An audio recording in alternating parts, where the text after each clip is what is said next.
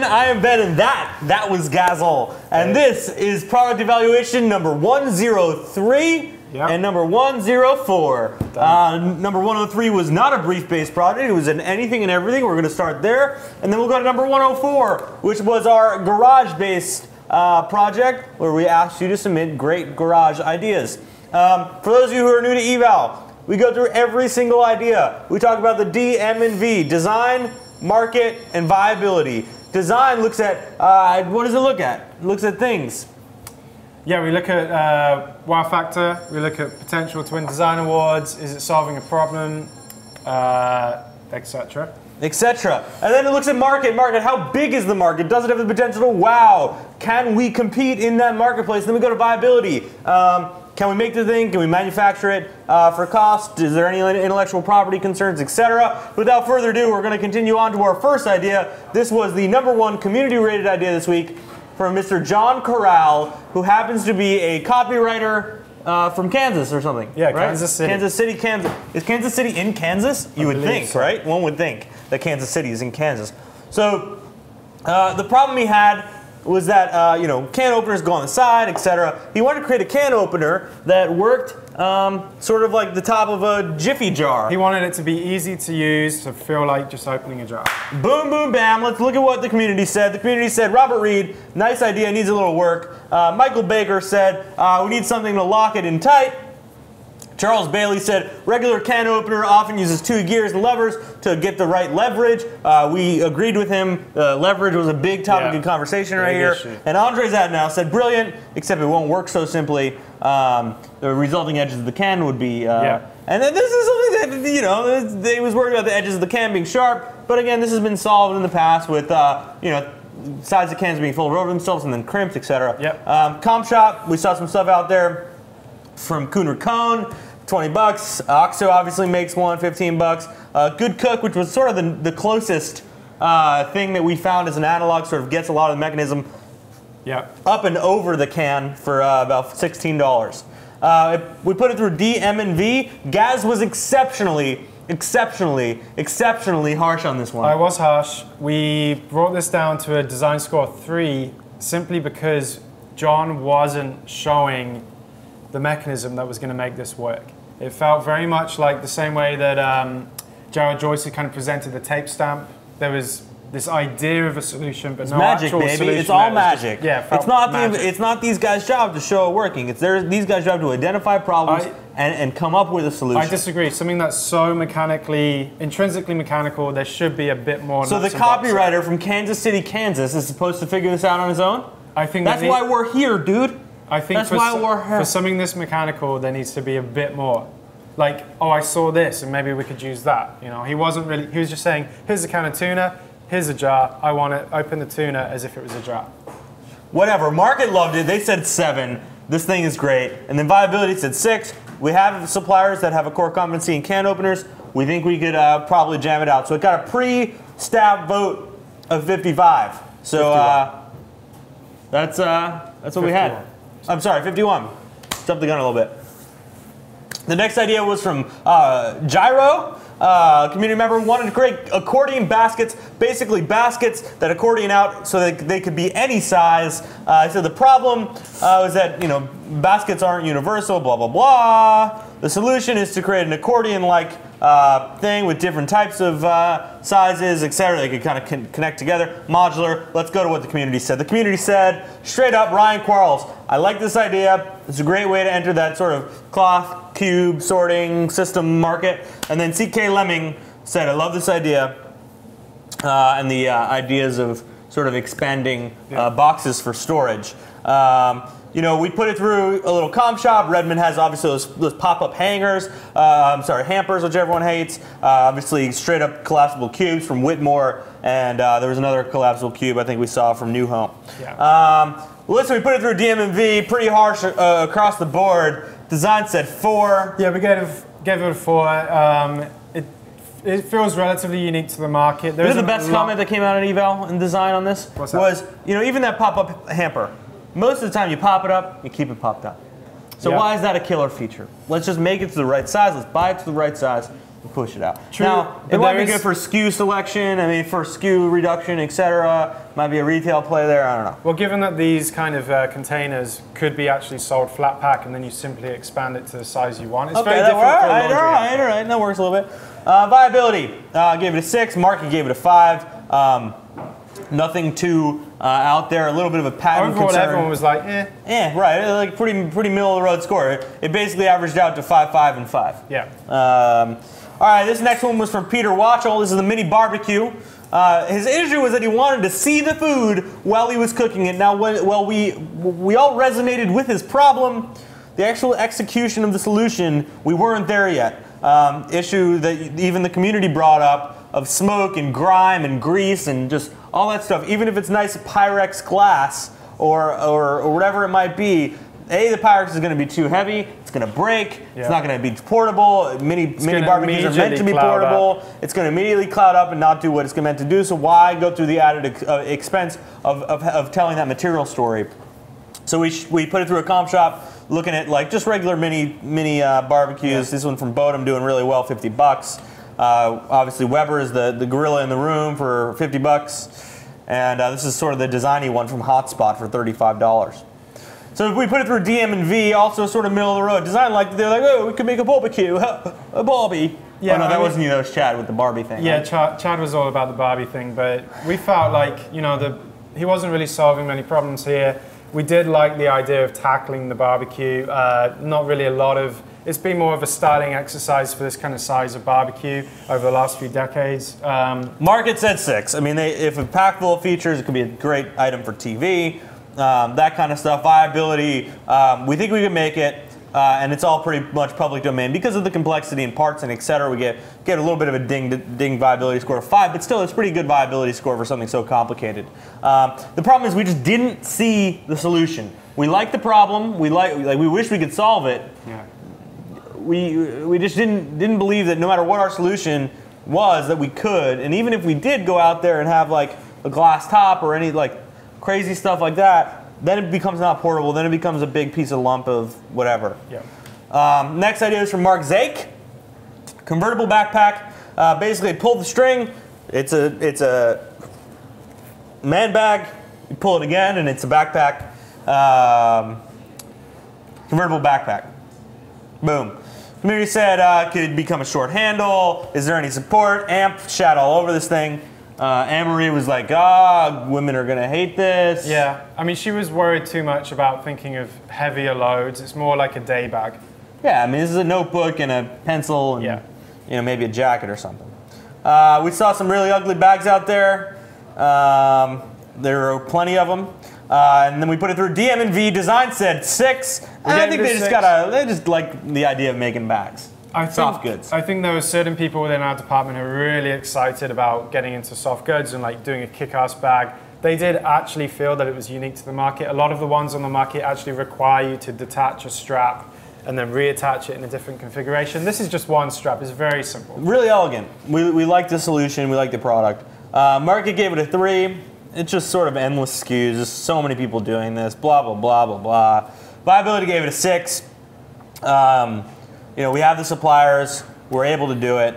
We can make some money on it. Pre-staff total of a 39.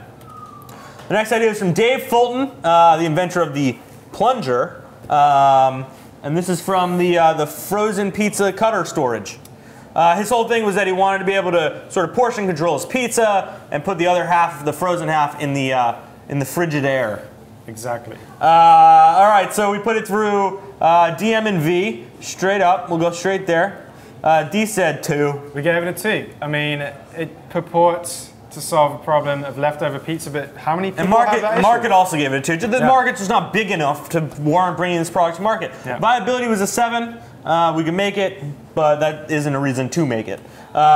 Next idea is from Mike Geppert, the LED clamping utensil. First wild card. First wild card, sorry. 100 votes, and this was when you're camping, it's difficult to see what you're eating. You wanted to create LEDs in the fork. We put it through, community sort of had mixed feelings about it, put it through comp shop. Obviously, there are camping utensils out there. There was one glow stick cutlery from Lighted Universe for $3 for a pack of 12. Not too bad. And then this LED thing that clicks onto a spatula for barbecue. Barbecuing, sorry. Yeah. DM and V. Design, we gave it a 4. We agreed with Anne-Marie that it could be an issue with bugs. We felt like it wouldn't actually be that useful. It'd be kind of more annoying. Market gave it a 5. Viability gave it a 5. We know we can make it. Market was just like, maybe it's just not that big of a market. And it's sort of that middle of the road thing. It's not high end, it's not low end. Sort of that middle of the road weird price point where you have to kind of convince people to buy stuff. So we're thrilled there. The next wild card, the last wild card, was from Brent Farley. And this was called Thunder Bubbles. Yep. And Brent said that he wanted to create a little sort of mechanism, clips to the side of your bathtub, and it generates bubbles out of a hose-like thing that your kids can shower under, or play under, or hang out under. Looks fun. He loves the title. Says the community members. There's some stuff out there from iPlay, a Froggy Bubble Blower. This is sort of a more spa jet type like thing. Electric as well. Yeah, it makes your bathtub into like a whirlpool type thing, and then this is sort of like a actual like blowing bubbles bubble thing. DM and V, Gaz totally love this thing. I love this thing. Like the comp shop shows these really static, boring kind of like devices. They just make it look like a frog. But this is more like playful. Like you have this huge hose and the kid gets involved in it. The problem is pretty small. It's just about making bath time more fun. But the solution had a lot of legs, we felt. So we gave it a 5. Market liked it. They gave it a 6. They talked to some retail partners. They liked sort of us playing in this market of fun and play. So that was interesting. Viability didn't have too many concerns. 1 or 2 patent concerns. They gave it a 5. So pre-staff total of 27. Going into the staff arena, we had our hands full. There were actually some really good ideas this week, guys. So congratulations on bringing it good. So here's what happened. We wound up with 2. It was Mark Zeck's man bag in the top 2. And then the other one that was in the top 2 was John Carell's can opener. At the end of the day, here's what happened. We looked at each other. We said, what's the bigger win here? Creating a better can opener, doing something like John sort of has proposed, or just making a bag? Yeah.